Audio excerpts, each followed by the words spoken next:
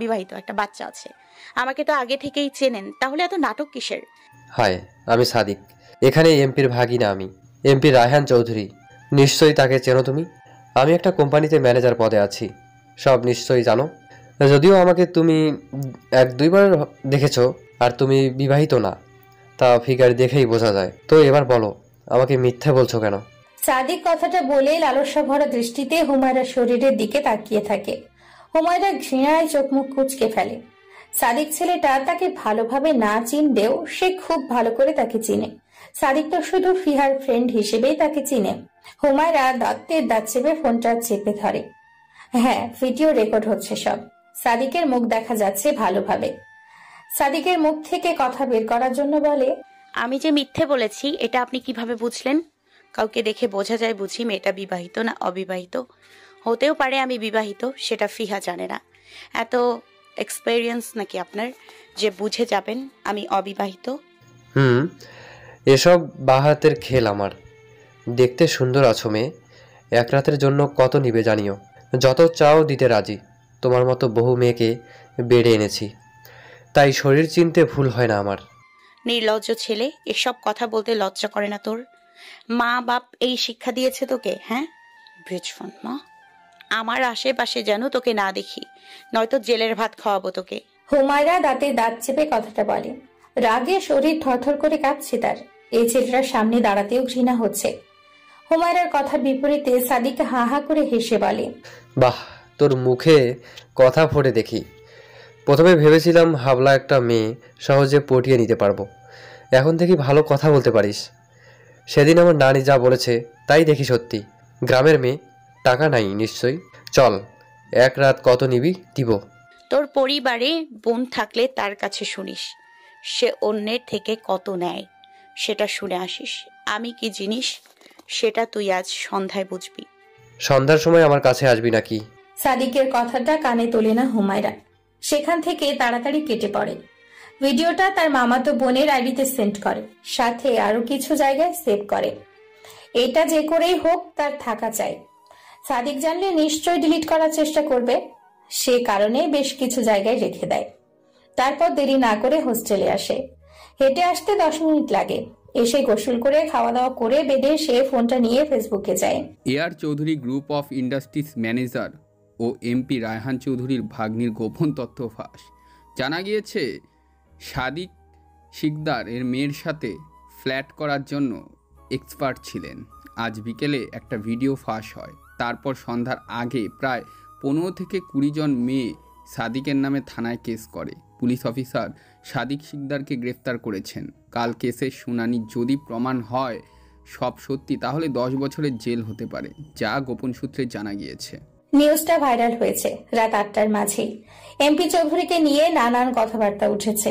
এমনভাবে ভাইরাল করা হয়েছে যাতে বোঝা যায় এখানে এমপি চৌধুরীর দোষ আছে।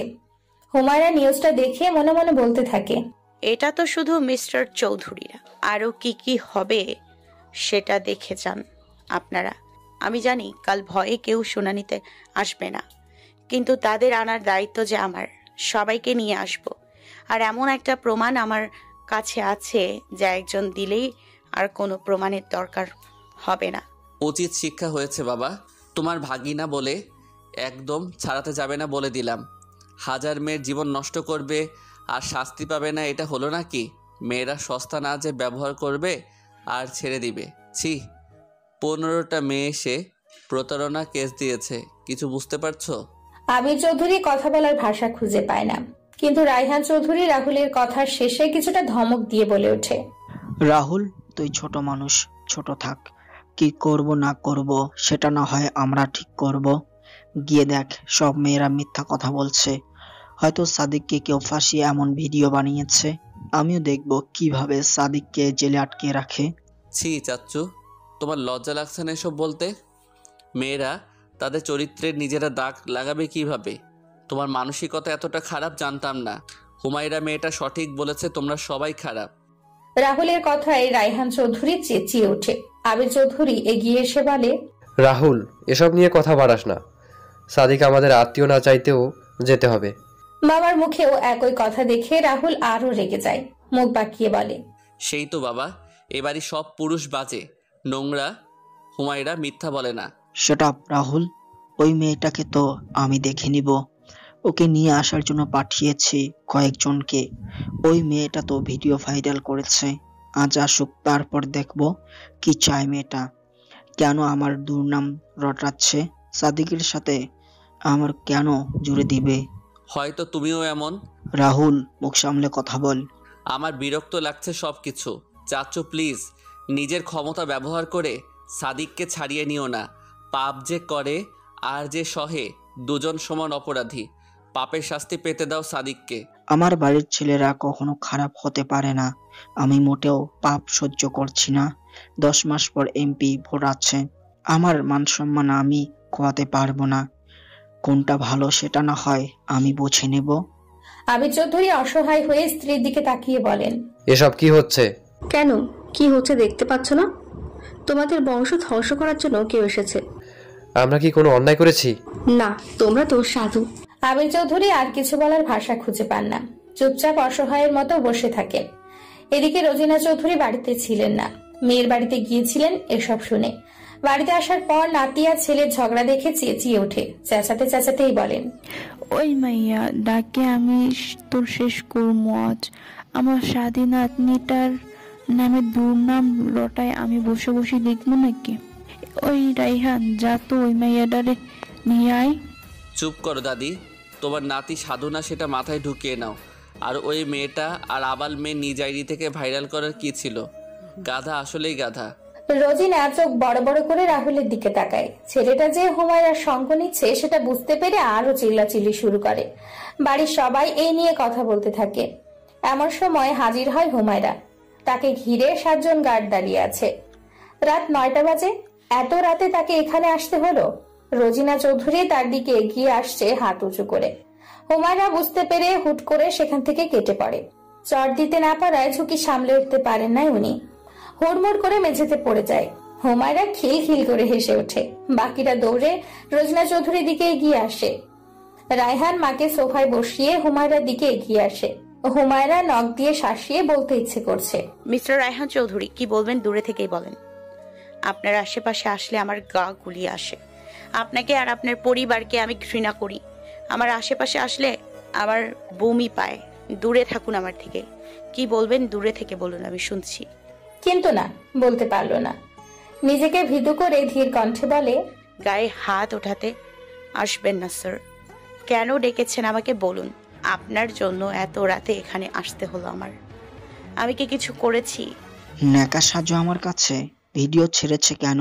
আমার পরিবারের সাথে তোমার কি ঝামেলা? কেন আমাদের পেছনে পড়ে আছো? কি চাও? টাকা? কত টাকা লাগবে নাও। আর যে মেয়েরা কেস করেছে তাদের কেস উঠিয়ে নিও। হ্যাঁ, টাকা লাগবে। না সরি, না, আসলে কি স্যার, আমি ভিডিও ছাড়ি নাই। এই যে আমার ফোন নিয়ে দেখুন, আমার আইডি আমার কাছে নেই। কেউ একজন হ্যাক করেছে। বিশ্বাস না হলে আমার ফোন চেক করুন, কোনো ভিডিও আমার ফোনে নেই। এই মাইয়া মিশা কথা কইতাছে রায়হান, এরে সারিস না। আমার কোমর ভাঙ্গে গেল রে এই মাইয়ার জন্য। দেখছস আমার নাক দিয়ে রক্ত বের হইতাছে। কোমর ভেঙেছে, মুখ ভাঙলে খুশি হতাম বুড়ি।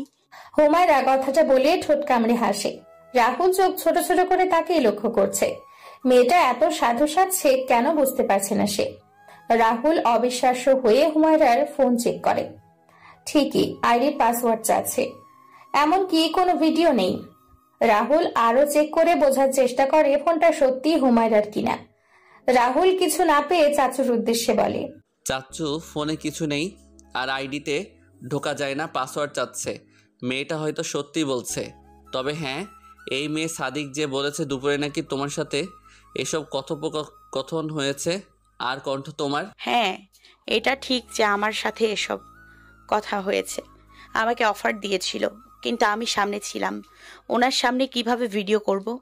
আমাকে ফাঁসানোর জন্য হয়তো কেউ আড়ালে ভিডিও করেছে। তোমাকে কে ফাঁসাবে? তোমার শত্রুতা কার সাথে হতে পারে? শোনো মেয়ে, মিথ্যা কথা না বলে সত্যি বলো। তোমার সাথে কে জড়িত? আমাদের পরিবারকে অপমানের মুখে ফেলছো কেন? দেখুন চৌধুরী সাহেব, আমি গরিব হতে পারি কিন্তু বড় লোক না।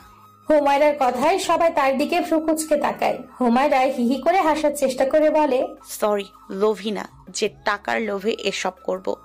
আমি জেনে শুনে নিজ আইডি থেকে কেন ভিডিও ছাড়বো বোঝাই যাচ্ছে এর জন্য আমাকে আপনারা ডাকবেন। নাটক বন্ধ কর মাইয়া, সিনেমার ডায়লগ মানুষ কেন?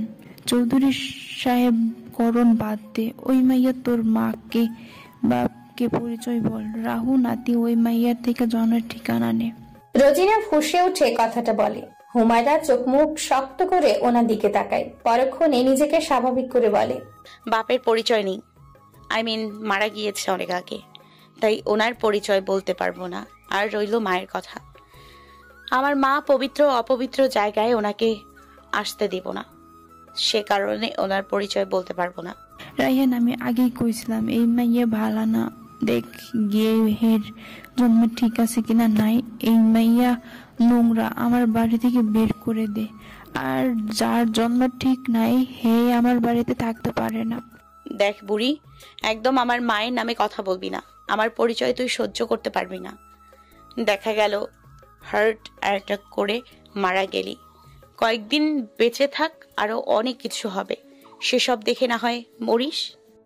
হুমায়রা ফুঁসে উঠেছে, মনে হয় এই গিয়ে খুন করবে। রাহুলের মা আর ফিহা হুমায়রাকে টেনে জড়িয়ে ধরে। হুমায়রা নিজেকে শান্ত করে, কিন্তু রোজিনা অবাক হয়ে বলে, ওই মাইয়া সত্যি করে কত তোর বাপকে মাকে? ফিয়া তুই জানিস হয়তো, বল ওই মাইয়ার বাপের নাম কি? ফিহা কিছু জানে না। আর হ্যাঁ, রাগের মাথায় এসব বলেছি, সরি। আমি গ্রামের মেয়ে, গ্রামে মা ভিক্ষা করে, তাই শুনলে হার্ট অ্যাটাক হবে বলেছি। সাথে আমিও লজ্জা পাবো, তাই আর কি। এখন আমি আসতে পারি? তোমার উপর সর্বদা নজর থাকবে মেয়ে। চৌধুরী পরিবারের মান সম্মান নিয়ে কথা উঠেছে, তুমি ছাড় পাবে না। আজ থেকে নরকে বাস করবে তুমি। দেখো কোনো মেসে জায়গা হয় কিনা তোমার। হুমায়রা রায়হান চৌধুরীর কথায় কিছুটা ভয় পায়। এই কথার মানে সে জানে নিশ্চয় তার মেসে আর থাকা হবে না। একটা দীর্ঘশ্বাস ছাড়ে, বাড়ি থেকে বেরিয়ে যায়। যাওয়ার আগে সবার দিকে তাকিয়ে বলে, আপনার এতটা গাধা জানতাম না স্যার। ম্যাম, ভিডিওতে ক্লিয়ার দেখা যাচ্ছে সাদিক শিকদার নিজ মুখে সব বলেছে, তার মানে বুঝতে হবে উনি আসলেই খারাপ। এটা তো শুধু চৌধুরী বাড়ি, আরো অনেক কিছু দেখাবো আপনাদের। এত তাড়াতাড়ি আমি ধরা দিব বুঝি? আরে ফোন ভালোভাবে চালাতে জানলে ঠিকই সব খুঁজে পাবে, ভিডিও আর আইডি। আমি সব ডিলিট করে ভুল পাসওয়ার্ড দিয়েছি। আরে কয়েক ঘন্টায় ভিডিও 1 মিলিয়ন ভিউয়ার্স হয়েছে, আমার ফলোয়ার 20,000 হয়েছে। আমি নাকি আইডি হারাবো? হুমায়রা বিড়বিড় করে কথাগুলো বলছিল আর হাঁটছিল, খেয়াল করে নাই তার পাশে কেউ আছে। রাহুল সকল কথা শুনতে পায় আর নিজেকে গালি দেয়। সে ভিডিও খুঁজে পেল না কেন, কিন্তু সন্দেহ হয়েছে তার হুমায়রার প্রতি, সে কারণে পিছু নিয়েছিল। রাহুল হাততালি দিয়ে বলে, তাহলে আমার সন্দেহ ঠিক, তুমি নিজেই সব কিছু করেছো। আমাদের বাড়িতে তোমার যাওয়া আসা অনার্স থেকে, মানে যখন অনার্সে ভর্তি হয়েছিলে তখন থেকে, অথচ তোমার আর ফিহার ফ্রেন্ডশিপ সেই ছোট থেকে। তা বলো, কি শত্রুতা আমাদের সাথে? বলেছিলাম চৌধুরী বাড়ির সব পুরুষ কুত্তার মতো মাইয়ার পিছে দৌড়ায়, তা আসলেই ভালোই হলো। চৌধুরী সাহেব আমাকে একটা হেল্প করবেন? আমার ফোনে ফোন এসেছিল, মেস থেকে বের করে দিয়েছে। একটা বাসা খুঁজে দেন, আমাকে কোনো মেসে আর রাখবে না। তোমার জন্য এখন আমি বাসা খুঁজবো? বাহ, এটা বলো, সাদিকের সাথে তোমার কি ঝামেলা হয়েছে? সাদিকের সাথে তোমার কি রিলেশন আছে? ও কি তোমাকে ঠকিয়েছে? আমি জানি সাদিক একজনকে ভালোভাবে ঠকাইছে। বাহ, তাহলে আপনি জানেন সাদিক একজনকে ঠকিয়েছে, তাহলে কেন এর বিচার করেননি? সেই মেয়েটা কি মানুষ না? কেমন ঠকিয়েছে জানেন? 2 বছরের প্রেম, 6 মাস থেকে শারীরিক মেলামেশা, 3 মাসের বাচ্চা নষ্ট করে সম্পর্ক নষ্ট করেছে আপনার কাজিন। কিছু বললে থ্রেট দেয় ভিডিও ভাইরাল করার। আমার হাতে এটা কার ফোন জানেন? সাদিক শিকদারের। চুরি করেছি, কখন করেছি সেটা বলবো না, এটা কাল কাজে লাগবে। যত মেয়ের সাথে সম্পর্ক আছে সবার একটা করে ভিডিও করেছে। ছি, আপনি বুঝি ফোন নেবেন আমার থেকে? রাহুল ঘোরের মাঝে আছে। এ কি শুনলো সে? এটা জানতো সাদিক কাউকে ভালোবেসে ঠকিয়েছে, কিন্তু মেয়েটা কে সেটা জানতো না। এখন মনে হলো মেয়েটা হুমায়রা। রাহুলের চোখের কোণে পানি জমে গেছে। অন্যদিক ফিরে পানিটা মুছে বলে, আমার ফোনে সব সেন্ড করো।